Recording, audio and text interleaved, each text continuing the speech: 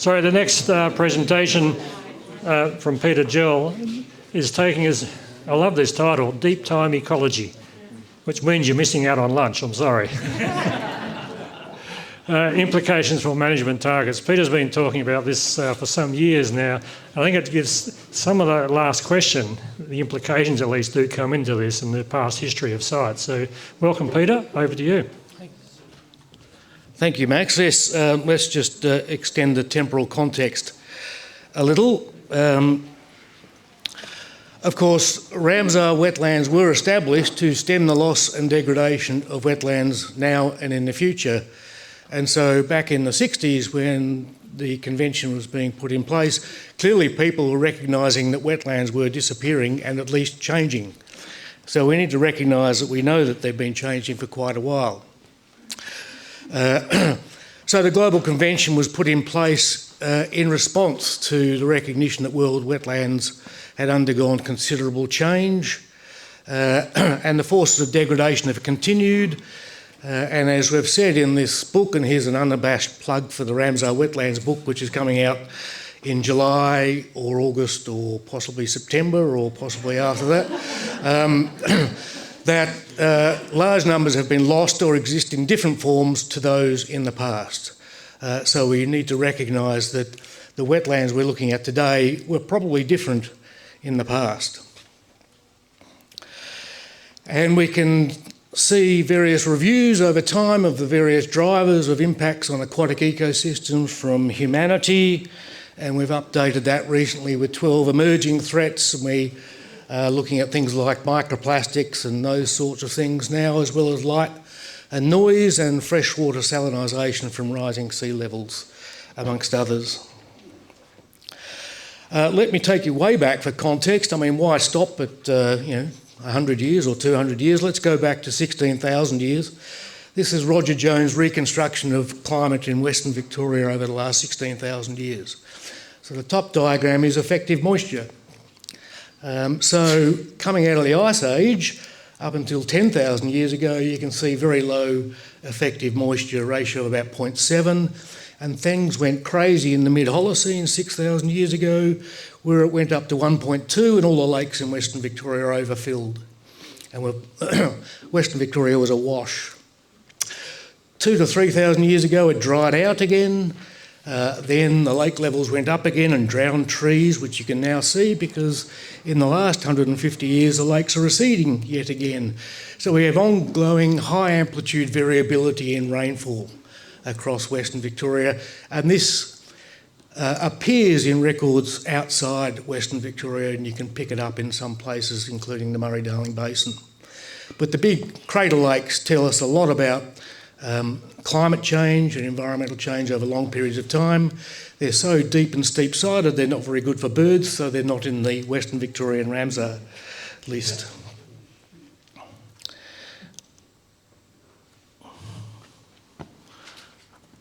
Oh, cross.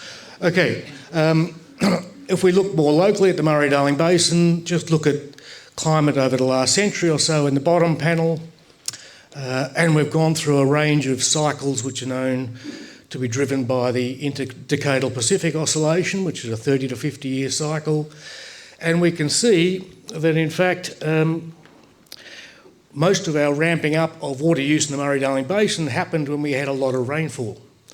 So there wasn't a problem. We thought on the baseline that we were experiencing in the 50s and the 70s, we can keep putting in dams and we can keep abstracting and keep giving water to irrigators. And then suddenly we found ourselves backed into a corner when it started getting really dry, and we found ourselves massively overcommitted to over-allocations to irrigation, and the previous drought-dominated regime lasted 50 years. So these are the cycles that continue to dominate. From 2009, the Caroli group tell us we've switched back to a wet phase, so that might last 10 or 20 years. So the patterns we're seeing out here today might be typical for 20 or 30 years, but then in 30 years' time, if we switch back to a drought-dominated regime, we're going to have very dry conditions in the future. So I want to just get at issues around this, what is the natural character of a Ramsar wetland. There is a requirement to describe the wetland at the time of listing. You don't actually have to describe it as it is at the time of listing. You have to just describe it at the time of listing. So you can choose any of its past conditions. And if we were required to keep it at the condition it was at the time of listing, that would excuse the negative changes that have occurred prior to listing and preclude any restoration that you might attempt to do if there was substantial evidence for change prior to listing. So as Nick Davidson has said, we do not necessarily need to maintain it in that state, and there is an opportunity to restore to past conditions if they can be identified. So we're aware of shifting baselines, and these tend to have us underestimating past change and misidentifying natural state. So what do the records of wetland change tell us? And there's a lot of backstory to these, so I'll give you the general message. Sorry, that's a bit hard to see. We take sediment cores out of wetlands, as I've recently done with Matt and the Millawa on the opposite side to Barmer.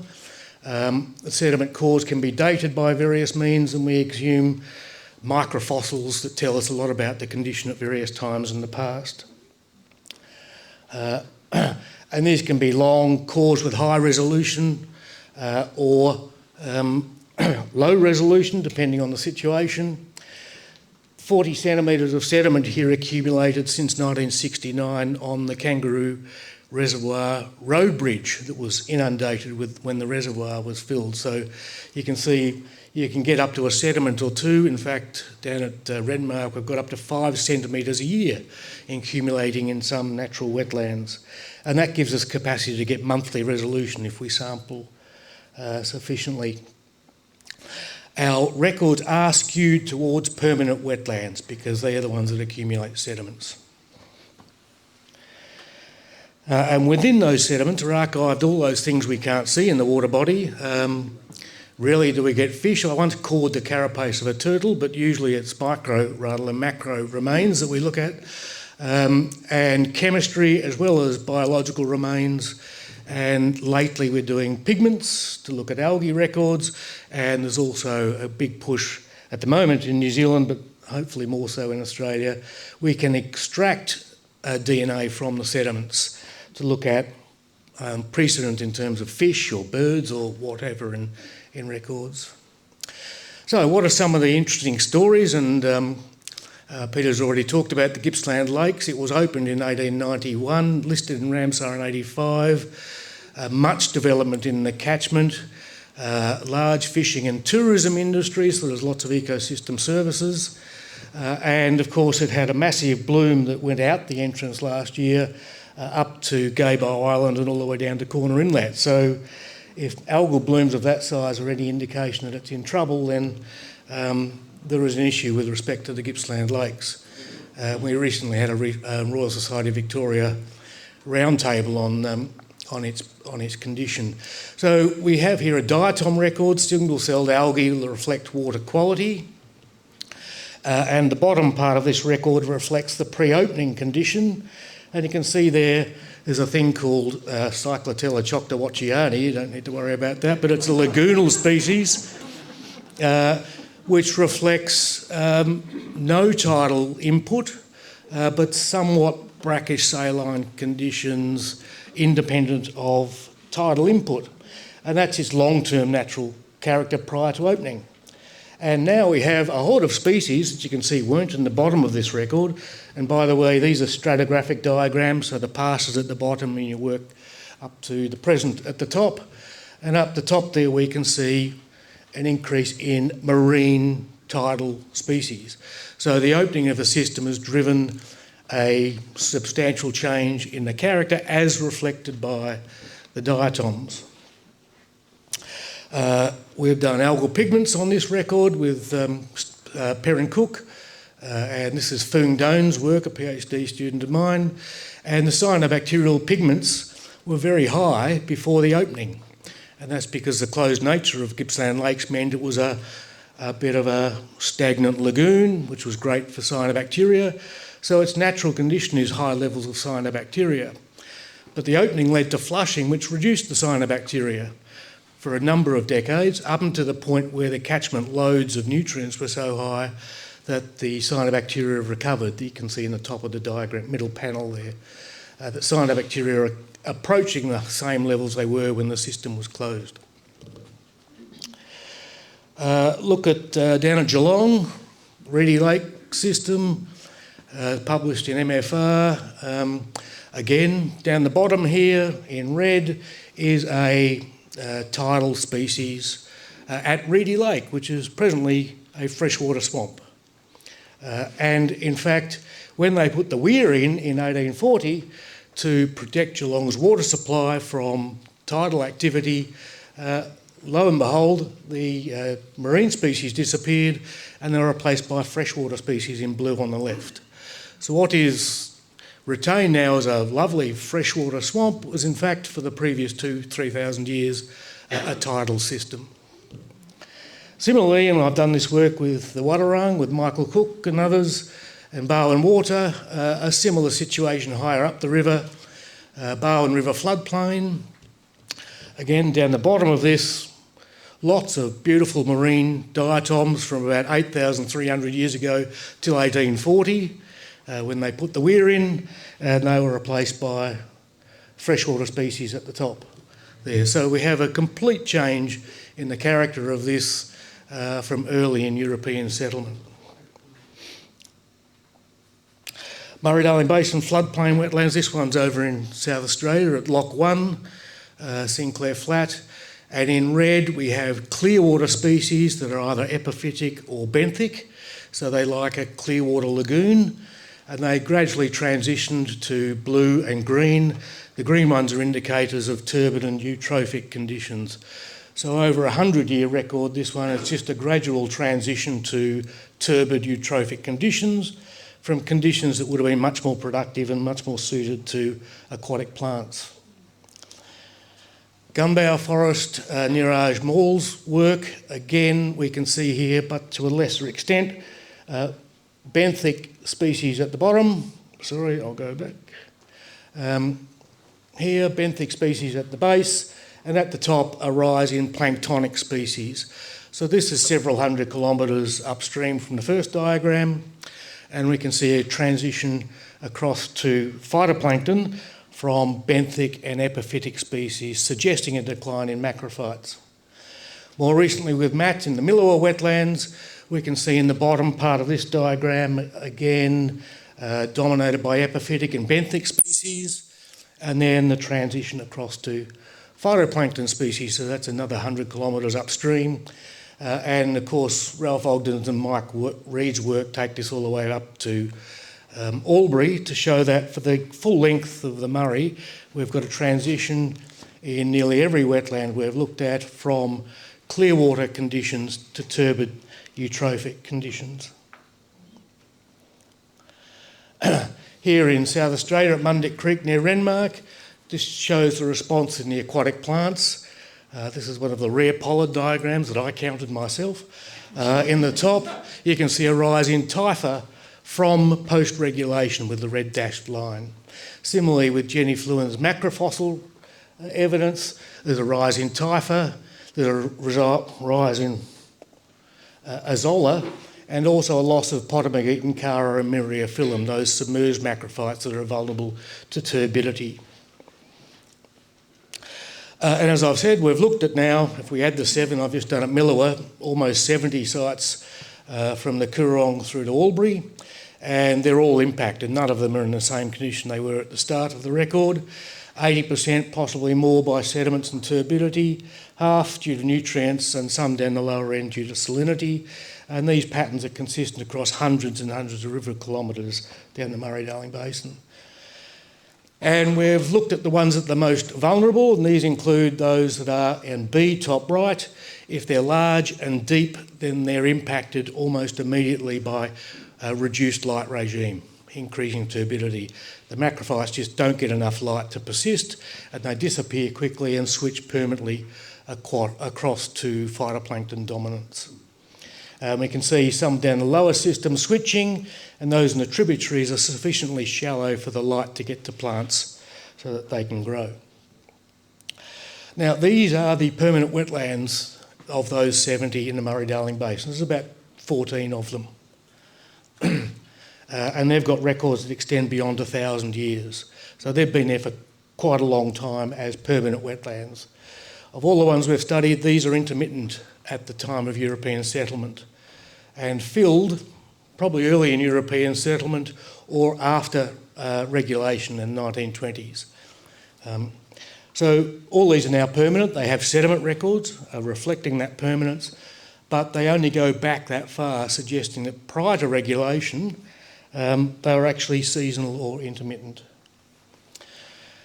So that's 50, maybe 75% of the wetlands we've looked at are actually now permanent when they were naturally intermittent, and that has significant impacts because inundation has consequences, or at least permanent inundation, elevated sedimentation rate because they're permanently connected to the river, increased turbidity and submerged plant loss as per the model we showed, panel B, eutrophication and phytoplankton dominance, a loss of aquatic macrophyte plants, which are important for cover for small-bodied fish, and a shift to emergent and floating plants.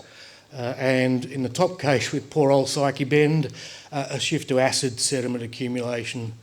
We documented a decline of pH in 6 months from 9.5 to 5 in that site. So understanding change for the Ramsar Convention, well, I just ask a couple of questions rather than saying what are the implications. What is the natural ecological character of the Gippsland Lakes? What's the natural ecological character of Lower Barwon, given that longer term history? Is the shift in the Murray-Darling Basin wetlands from the Coorong right the way up to Albury a permanent change in ecological character? And how many Ramsar sites does that apply to?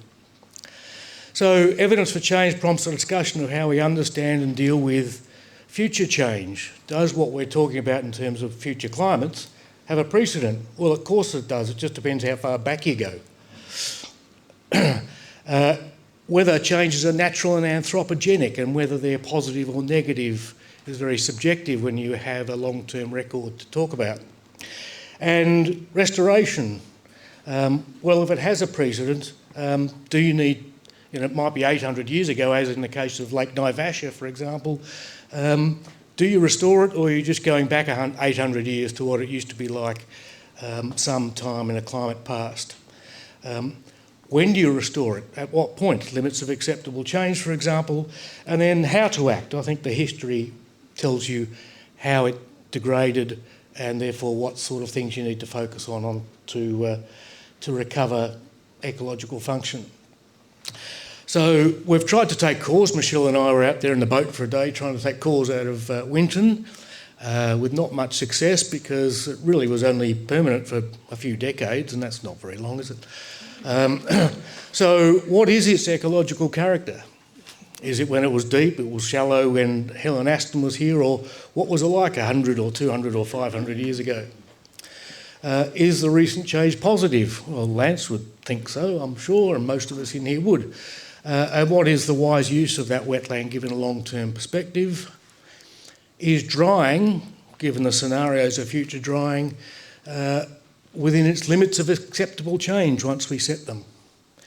And will long-term drying, once we go back to a dry IPO, will that affect the criteria that we list and will it affect the ecosystem services that we identify? So there are a few questions we might have later in the day in the panel, but I'll leave it there. Thanks.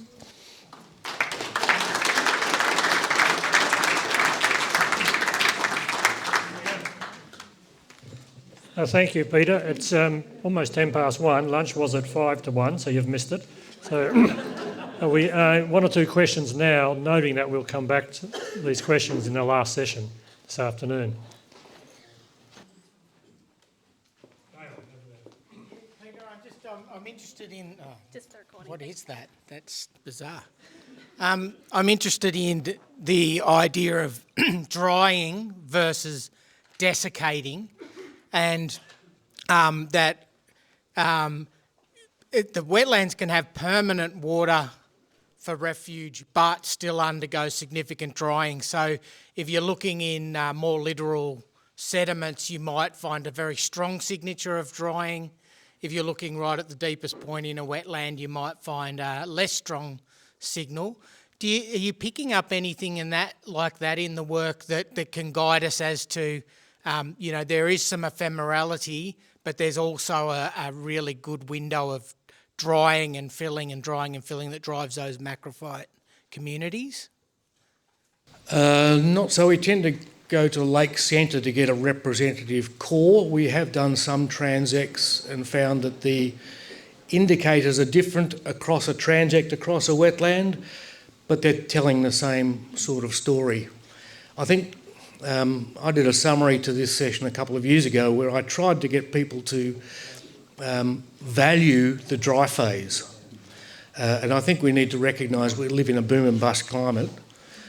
But for the last 100 years or so, we've tried to stabilise everything because that's how we like it. And we need to reinstate variability both spatially as well as temporally in terms of managing these systems because they're all adapted to variability.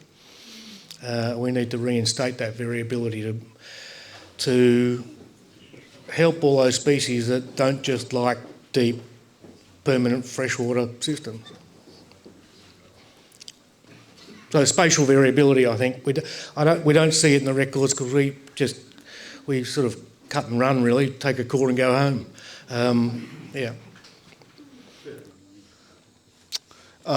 So at the Commonwealth, we're concerned about reduced inflows into the river system, and there are comments around, if we have less water to go around, what will we do with that water?